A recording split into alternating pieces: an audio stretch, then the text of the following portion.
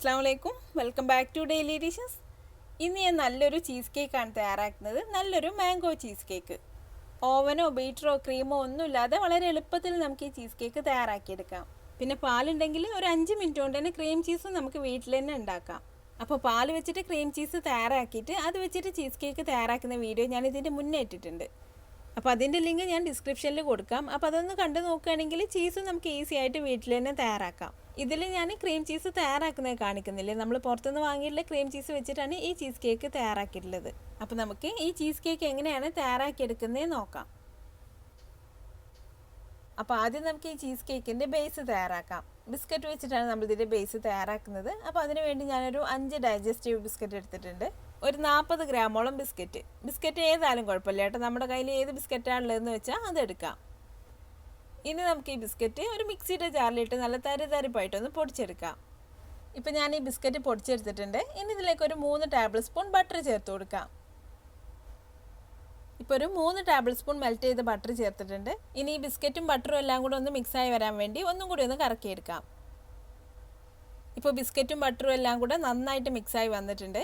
നമ്മളിത് കൈവച്ചൊന്ന് ഉരുട്ടി നോക്കിയിട്ടുണ്ടെങ്കിൽ അധികം പൊടിഞ്ഞു പോവാതൊന്ന് ഷേപ്പായി കിട്ടണം. അപ്പോൾ ഇതുപോലെ ഉരുട്ടിയെടുക്കാൻ പറ്റാതെ പൊടിഞ്ഞു പോവുകയാണെങ്കിൽ കുറച്ചും കൂടി ബട്ടർ ചേർത്തിട്ട് ഒന്നും കൂടി ഒന്ന് മിക്സ് ചെയ്തെടുത്താൽ മതി. ഇനി നമുക്ക് കേക്ക് സെറ്റ് ചെയ്യാനുള്ളൊരു പാത്രം എടുക്കാം. ഞാനിപ്പോൾ ഒരു റിമൂവബിൾ ബോട്ടം പാനാണ് എടുത്തിട്ടുള്ളത്.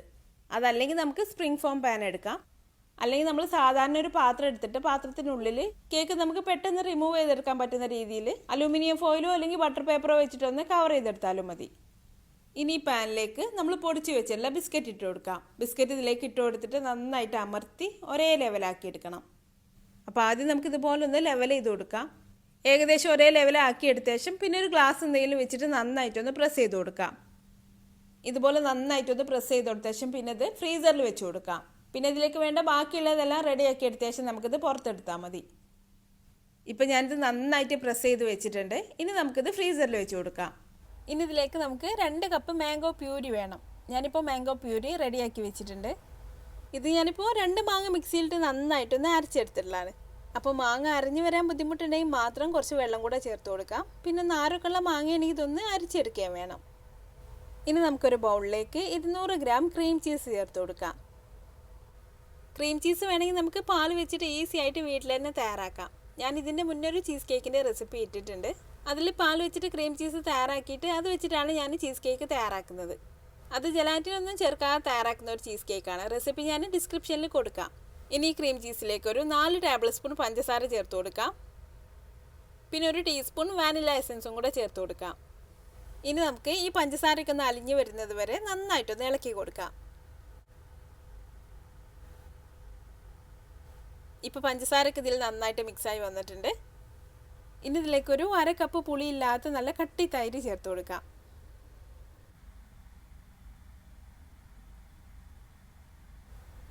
ഇനി ഇതിലേക്ക് മാംഗോ പ്യൂരി ചേർത്ത് കൊടുക്കാം.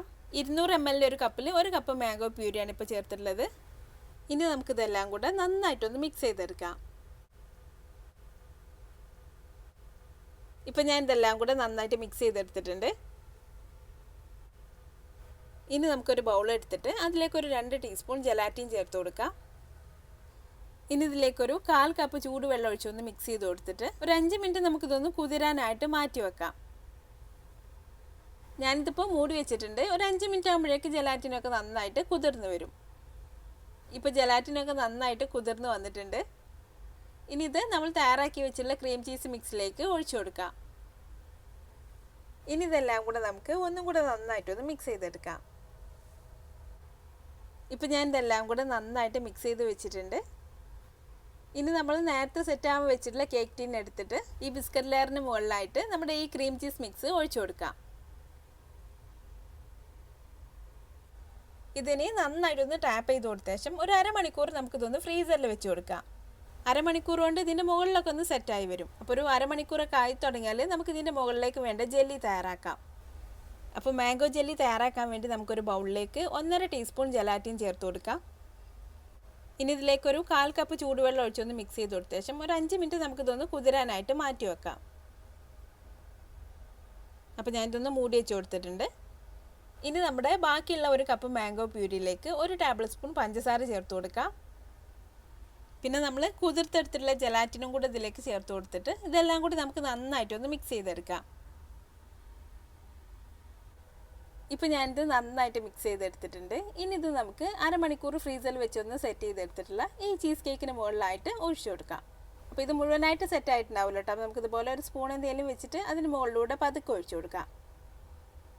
ഇനി ഇതൊന്ന് ടാപ്പ് ചെയ്ത് കൊടുത്ത ശേഷം ഒരു 3 മണിക്കൂർ നമുക്കിത് ഫ്രിഡ്ജിൽ വെച്ചൊന്ന് സെറ്റ് ചെയ്തെടുക്കണം. അപ്പോൾ ഇനി നമ്മളിത് ഫ്രീസറിലല്ല വെക്കേണ്ടത്, ഫ്രിഡ്ജിൽ താഴെ വെച്ചാൽ മതി.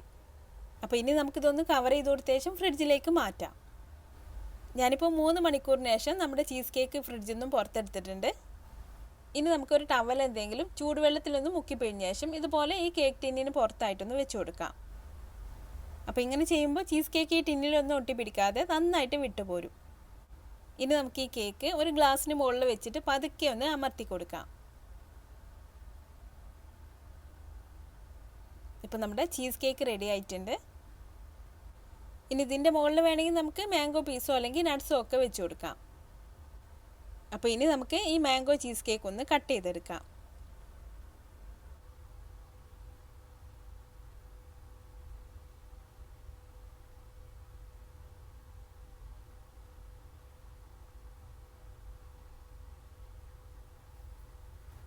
ഇപ്പോൾ നമ്മുടെ മാംഗോ ചീസ് കേക്ക് റെഡി ആയിട്ടുണ്ട്. നല്ല ടേസ്റ്റാണ്, ഉണ്ടാക്കിയെടുക്കാനാണെങ്കിൽ നല്ല എളുപ്പമാണ്. അപ്പോൾ നിങ്ങളിതുപോലെ തയ്യാറാക്കി നോക്കിയിട്ട് അഭിപ്രായം എന്നെ കമൻറ്റിലൂടെ അറിയിക്കാൻ മറക്കരുത്. നിങ്ങൾക്ക് എൻ്റെ വീഡിയോ ഇഷ്ടമായാൽ ലൈക്ക് ചെയ്യാനും ഷെയർ ചെയ്യാനും കമൻറ്റ് ചെയ്യാനൊന്നും മറക്കരുത്.